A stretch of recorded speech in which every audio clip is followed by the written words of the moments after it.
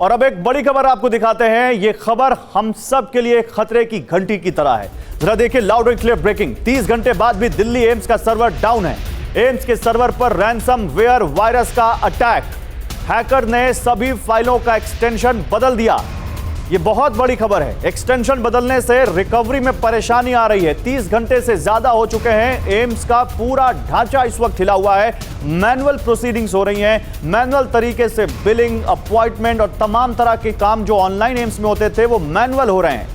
Hacker ने AIIMS प्रशासन को ईमेल भी भेजा है। ये किसी तरह का रैंसमवेयर बताया जा रहा है। रैंसमवेयर यानी आपके कंप्यूटर में, आपके सर्वर में एक बग भेजते हैं वो हैकर्स, और फिर आपके जो सेंसिटिव डेटा है उसको लॉक करके कहते हैं हम इतना पैसा दीजिए तो हम आपको देंगे ये फ्री एक्सेस।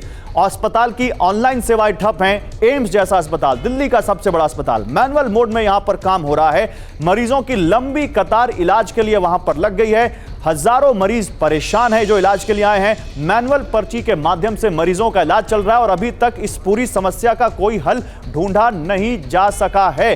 रैंसमवेयर बहुत खतरनाक चीज होती है। अगर यह कंफर्म हो गया है तब तो यह बहुत बड़ा मसला है। और अभी इतना बड़ा अस्पताल, उसमें इस तरह की सेन, सरकार के सेंसिटिव डॉक्यूमेंट भी उसमें होंगे। पीयूष पांडे हमारे साथ हैं, सीधे उनके पास चलते हैं। पीयूष, क्या अपडेट है अभी तक? कौन कौन सी एजेंसियां लगी हुई हैं और क्या कहा जा रहा है उनकी तरफ से?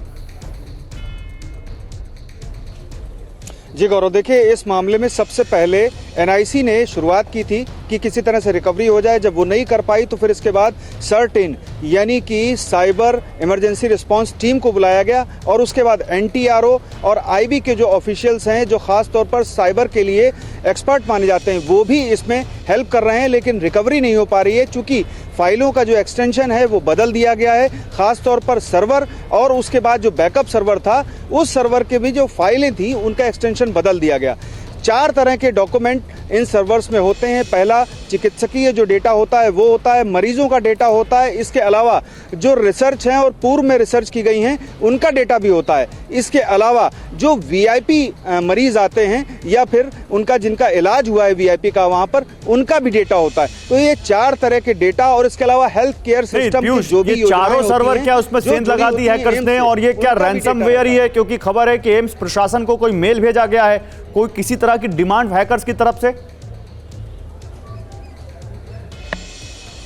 देखिए, अभी तक ऐसी कोई जानकारी सामने नहीं आई है कि रैंसमवेयर जिन्होंने हैकर्स हैं उन्होंने कोई डिमांड की हो। लेकिन एक ईमेल आया है एम्स को, और वो ईमेल जो है वो आईटी मिनिस्ट्री को भेजा गया है क्योंकि आईटी मिनिस्ट्री इस मामले में निगरानी कर रही है। ये सारी जानकारी आधिकारिक तौर पर नहीं है, सिर्फ सूत्रों के हवाले से ये जानकारी मिली है। और आईटी देखते हैं इसमें आगे क्या जानकारी आधिकारिक तौर पर और आती है और क्या कहती है सरकार, क्या कहता है सरकार का आईटी मंत्रालय कि एम्स के सर्वर में ये सेंध जो लगाई गई है, कौन है इसके पीछे और कैसे इसका समाधान ढूंढा जाता है।